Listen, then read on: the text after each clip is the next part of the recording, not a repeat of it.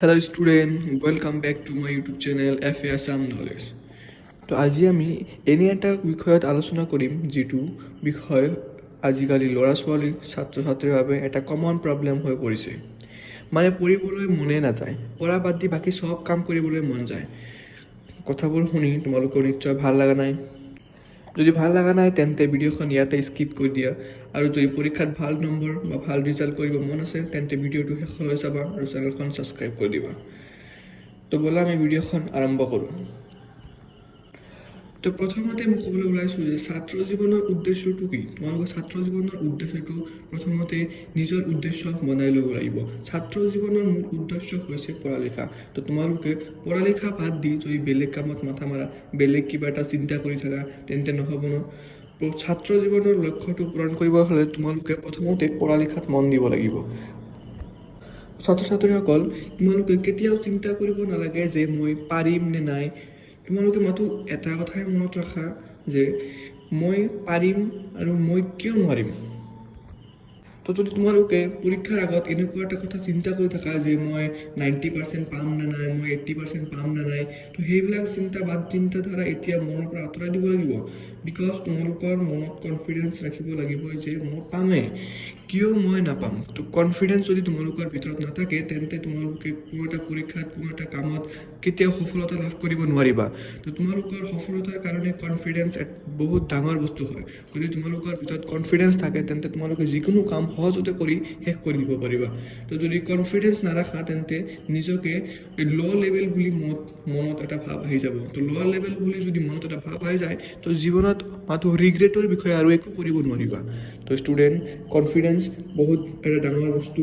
তো কনফিডেঞ্চ তোমালোকে নিজৰ ভিতৰত কনফিডেঞ্চ বিল্ড কৰা। কনফিডেঞ্চ থাকিলেহে তোমালোকে জীৱনত ভাল কাম কৰিব পাৰিবা, এক্সামত ভাল ৰিজাল্ট কৰিব পাৰিবা।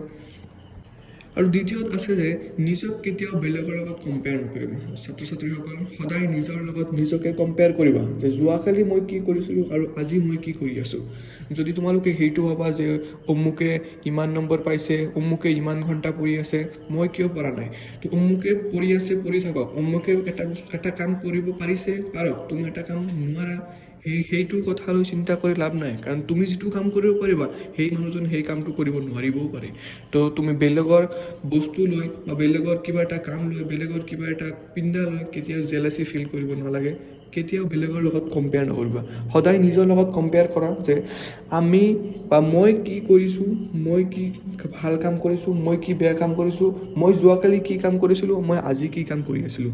তো ষ্টুডেণ্ট, সদায় মনত ৰাখিবা নিজক নিজৰ পাষ্টৰ লগত কম্পেয়াৰ কৰিবা, নিজক সদায় যোৱাকালিৰ লগত আজি কম্পেয়াৰ কৰিবা, কিন্তু বেলেগৰ লগত নহয়। বেলেগৰ লগত যদি কম্পেয়াৰ কৰা তেন্তে তোমালোকে নিজকে বিপদৰ দিশে ঠেলি দি আছা, মানে নিজকে ধ্বংস কৰি আছা। লাষ্ট পইণ্টত আমি আলোচনা কৰিম যে যেতিয়া তুমি পঢ়িব বহিবা সেই পঢ়াৰ সময়ত তোমাৰ আৰু পঢ়াৰ মাজত আৰু কোনো এটা বস্তু আহিব নালাগে।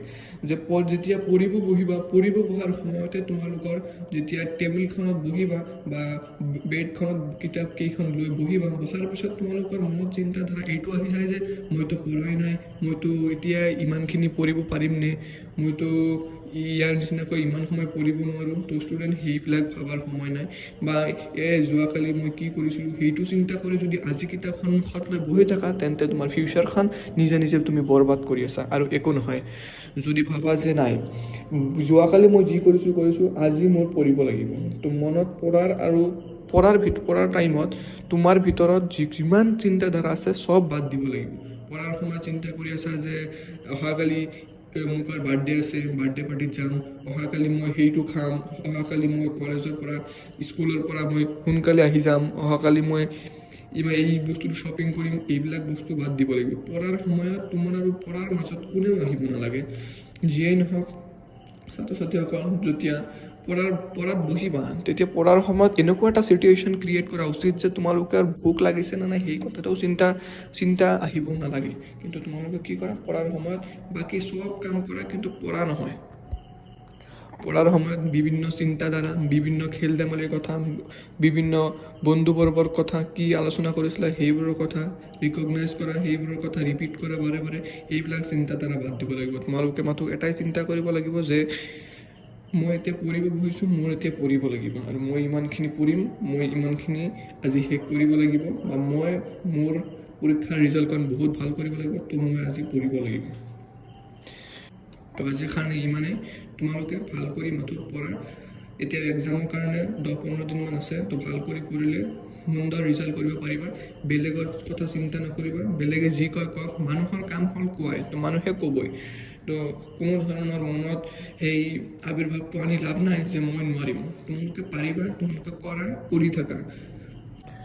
তো ছাত্ৰ ছাত্ৰীসকল, চেনেলখনত যদি তোমালোকে নতুন আহিছা তেনেহ'লে চেনেলখন ছাবস্ক্ৰাইব কৰি দিবা আৰু চেনেলখন শ্বেয়াৰ কৰি দিবা, আৰু ভিডিঅ' এটা যদি ভাল লাগে ভিডিঅ'খন এটা লাইক কৰি যাবা।